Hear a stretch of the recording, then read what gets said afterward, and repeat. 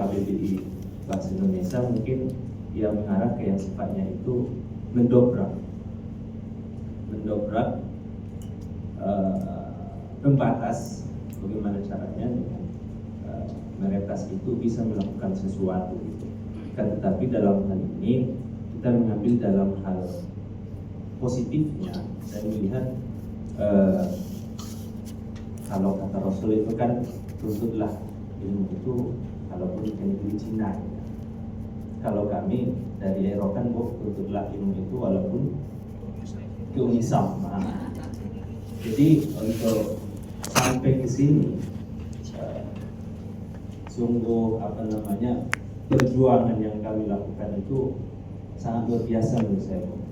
Ketika ada komunikasi di awal, kemudian yang awalnya komunikasi dengan melalui Dr. Iswandi atau Dr. Rehani, kemudian saya dialihkan komunikasi dengan Ustaz Muhammad Sarizan. Jadi itu merupakan sebuah komunikasi yang saya lalui itu sangat banyak tantangan yang harus dilalui. Tapi walaupun begitu kami harus bisa untuk meretas ini semua sehingga pada saat ini kami berada di lingkungan Unisam. Ya tentunya ini menjadi sebuah kebanggaan besar bagi kami bahwasanya kami bisa duduk bersama dan sampai kepada Unisam, sangat luar biasa. Terusnya ini melihat dari menjangkau generasi Z, sebenarnya untuk melihat dari keadaan atau kondisi yang sekarang ini, dilihat dari segi ciri-ciri generasi Z itu kalau menurut definisinya kelahirannya dia lahir di tahun 90-an sampai pada 2000-an. Artinya mereka sekarang ini usianya 8 tahun sampai pada 25 tahun. Yang ada sekarang ini atau sekarang ini mungkin masuk dalam kategori generasi Z. Dan kalau yang sebelumnya mungkin itu generasi X. Nah, kalau generasi X ini ya kadang-kadang kalau yang X itu kan sudah mulai agak kritis gitu, sudah mulai usia 40-an sampai 50-an dan mungkin berpikir tidak bisa lagi terlalu keras karena kondisi badan tidak mendukung. Tentunya generasi Z ini mereka memiliki sifat yang kritis, kolaboratif dan peduli isu sosial serta lingkungan.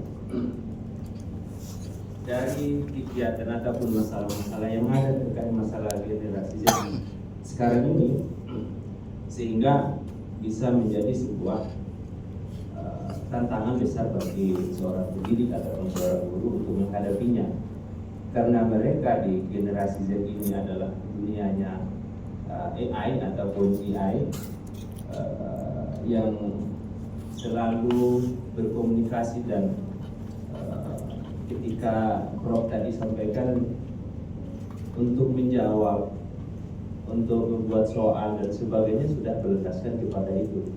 Tapi yang mulai hilang itu adalah dari segi nilai dari apa yang dilakukan, bagaimana caranya bahwa untuk pembelajaran PAI yang tradisional mungkin yang sering dilakukan ataupun yang dijadikan sebagai strategi untuk guru ketika mengajar itu adalah menjadi sebuah tantangan, karena melihat generasi Z yang sekarang ini mereka semakin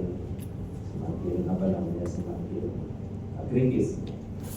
Isinya adalah menciptakan PAI yang bermakna, relevan dan membentuk karakter muslim yang holistik, meretas sekat kelas dan mengintegrasikan PAI ke alam sosial.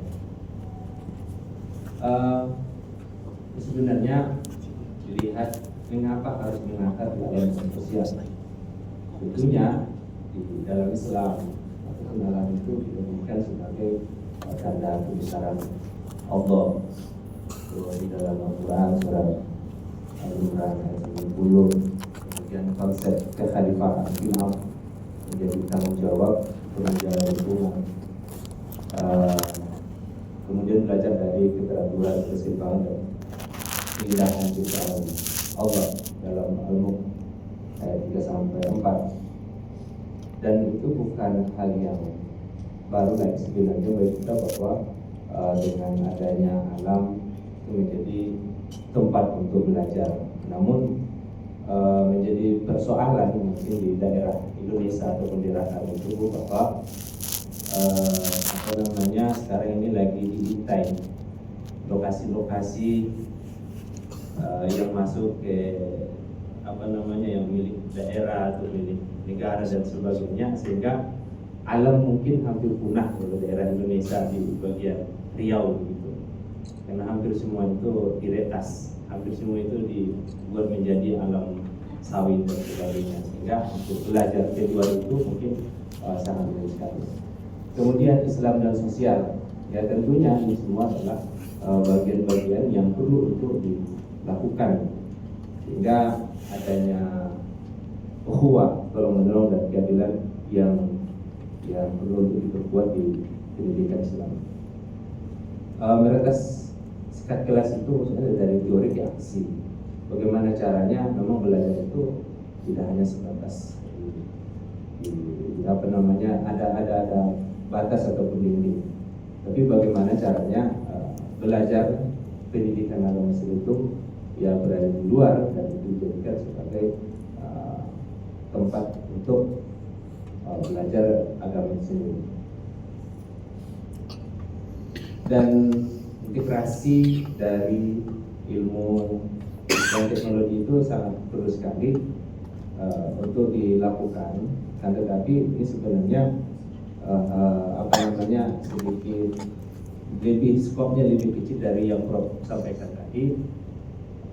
Segala sesuatu yang dilakukan ataupun yang diperbuat, ya, termasuk yang dimiliki oleh generasi sekarang ini, bagaimana caranya itu semua harus dimasukkan atau berdasarkan pada nilai Islam,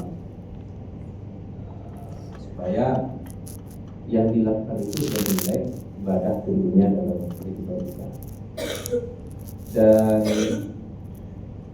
dampak yang diharapkan itu bagi generasi Z, ya, pemahaman Islam holistik ataupun kesadaran lingkungan dan sosial.